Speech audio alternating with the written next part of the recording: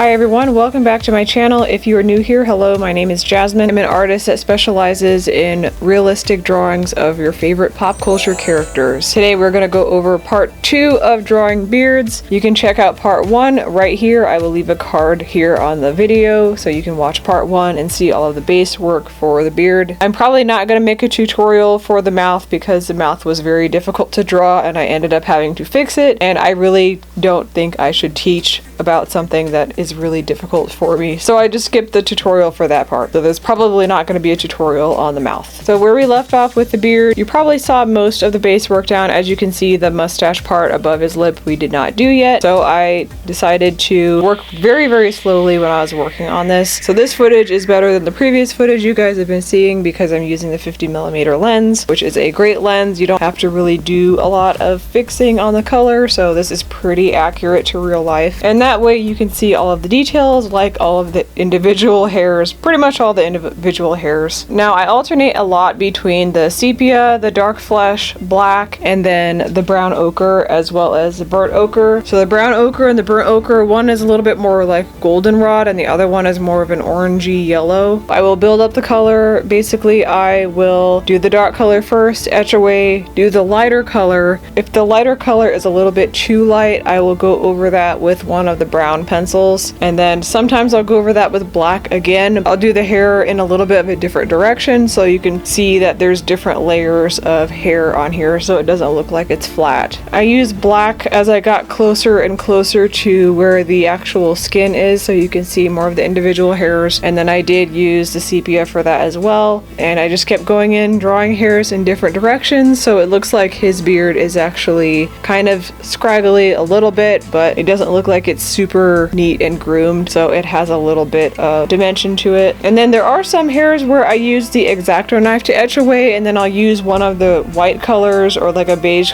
color to add a little bit of highlights to the beard. I did film the part where I drew the mouth, so I'm just going to go over that really quick. Like I said, I can't really give you a lot of advice on drawing mouths because I'm still trying to work on that. It's very difficult for me. So what I did for Jason's mouth is I used one of the violets as well as a couple of the pink colors, and I slowly built up the color, but I did use black for the separation in his lips as well as the corner of the mouth because the beard casts a little bit of a shadow on that. The lips are not super bright. The three main colors that I used for his mouth are the burnt sienna 50%, anthraquinoid pink, and crimson aubergine. I did also use a couple of the green colors to tone down the pink because I don't really have a lot of muted pink colors, so I had to make a muted pink but also make the muted pink in different values because I'm coloring a mouth, so a mouth has more dimension, and I had to be able to make the color lighter or darker but not change the tone of it very much. So that's where the challenge lies with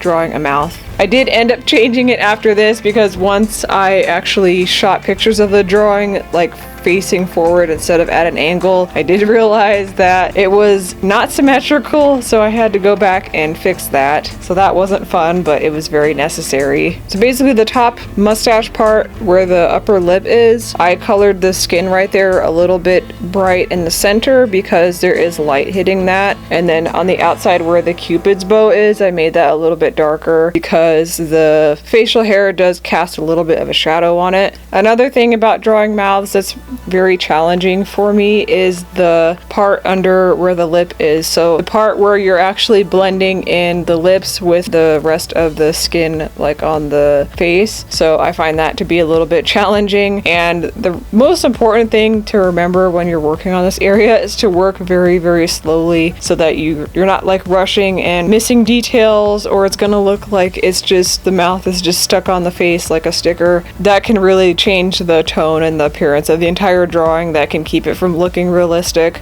Another thing that I've learned with drawing mouths is to just work in really small sections and really pay attention to the little creases that we have in our lips because they do go in all different directions. That also affects the realistic look of the drawing. The other thing I would say is to not make the lips too bright pink. You want to tone them down a little bit because most people don't have bright pink lips like that. Everybody's lips are different. Some people even have like a different upper upper and lower lip color. I've seen that a lot. It just depends on the person. And with lips, you can color in different directions, basically vertical, and then once you start adding in the little lines in the lips where all the little details are, you can color in the other direction with lighter pressure. So don't use too heavy of a pressure on this area because it can be more difficult to erase. Since the pencils that you're using in this area have a lot of red pigment, it's a little bit more difficult to erase, so it can stain the paper a little bit easier. And that's why you really have to pay attention to the tone of the colors that you're using. Just make sure that you're not working too heavy-handed. It really can change the tone of the entire drawing. Like I said, it would make him look very weird if he had very, very bright pink lips,